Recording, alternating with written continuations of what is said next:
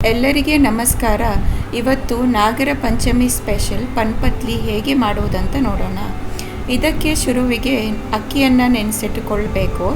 ಇಲ್ಲಿ ನಾನು ಪಾರ್ ಬಾಯ್ಲ್ಡ್ ರೈಸ್ ಯೂಸ್ ಮಾಡ್ತಾ ಇದ್ದೇನೆ. 1.5 ಕಪ್ ಪಾರ್ ಬಾಯ್ಲ್ಡ್ ರೈಸಿಗೆ 2 3 ಟೀ ಸ್ಪೂನ್ ದೋಸಾ ರೈಸನ್ನು ಯೂಸ್ ಮಾಡಿಕೊಳ್ಳಿ. ಇದನ್ನು 8 ಗಂಟೆಗಳ ಕಾಲ ನೆನೆಸಿಟ್ಟುಕೊಳ್ಳಿ. ಆಮೇಲೆ ಇದನ್ನು ಮಿಕ್ಸಿಯಲ್ಲಿ ನೀವು ಗ್ರೈಂಡ್ ಮಾಡ್ಕೊಳ್ಳಿ.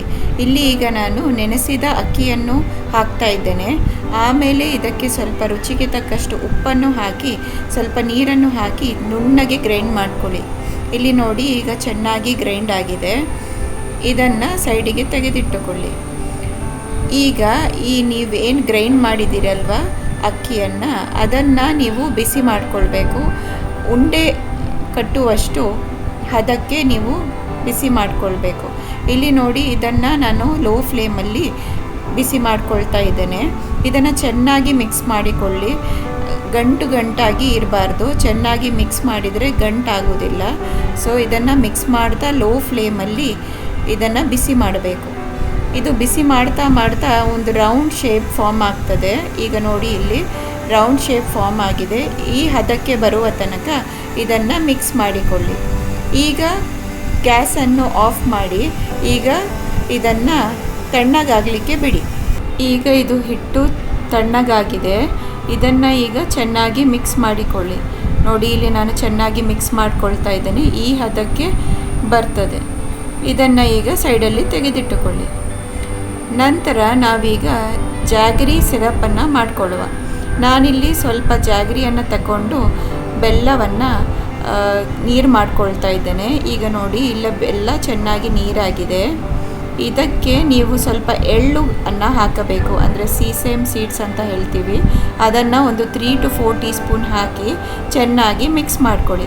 ಇದು ಹಾಕುವಾಗ ಗ್ಯಾಸನ್ನು ಆಫ್ ಮಾಡ್ಕೊಳ್ಳಿ.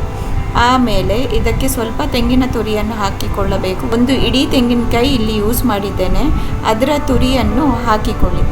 ನೀವು ಇದನ್ನು ಹಾಕಿಕೊಳ್ಳುವಾಗ ನೀವು ಎಷ್ಟು ಹದಕ್ಕೆ ಬೇಕು ಅಷ್ಟು ತೆಂಗಿನಕಾಯನ್ನು ಹಾಕಿ ಅದರ ಸ್ವೀಟನ್ನು ನೋಡಿ ನೀವು ಅಡ್ಜಸ್ಟ್ ಮಾಡಿಕೊಳ್ಳಿ.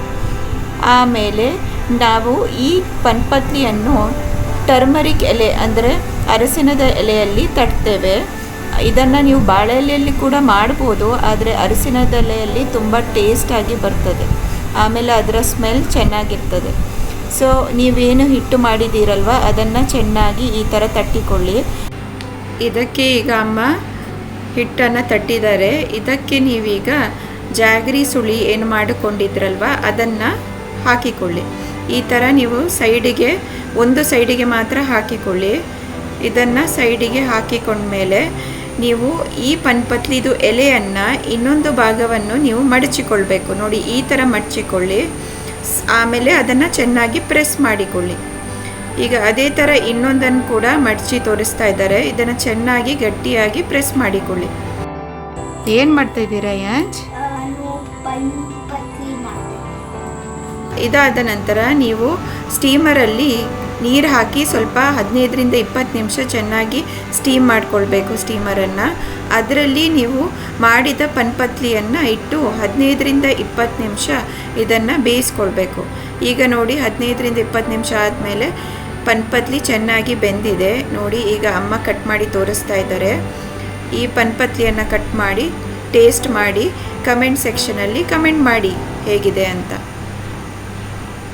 ನೋಡಿ, ಈಗ ಎಷ್ಟು ಸಾಫ್ಟಾಗಿ ಬಂದಿದೆ ಅಂದರೆ ಇದರ ಒಳಗಿದು ಸುಳಿ ಕೂಡ ಎಷ್ಟು ಟೇಸ್ಟಿಯಾಗಿ ಕಾಣ್ತಾ ಇದೆ ಅಂದರೆ ಇದು ತಿಂದರೆ ನೀವು ಬಿಡಲಿಕ್ಕಿಲ್ಲ, ಅಷ್ಟು ಟೇಸ್ಟಾಗಿದೆ. ಇದನ್ನು ಟ್ರೈ ಮಾಡಿ ಹೇಳಿ ಹೇಗಿದೆ ಅಂತ. Thank you.